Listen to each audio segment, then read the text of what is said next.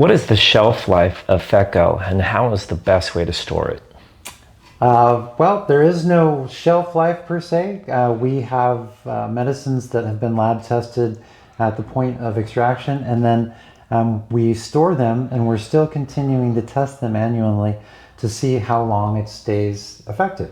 So medicines that we have being tested even at the 3, 4, and 5 year mark are getting stronger and overall more potent than they were originally extracted.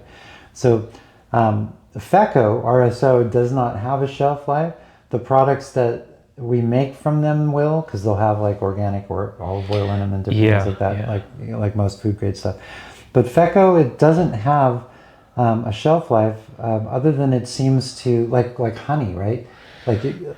Like if you store honey properly, it will never go bad. Yeah. So, wow. You can't say that about many products. Well, it's antibiotic and antimicrobial and antiparasitic in nature. So nothing's going to grow in it that can ruin it. There you go. Pretty simple. Yeah.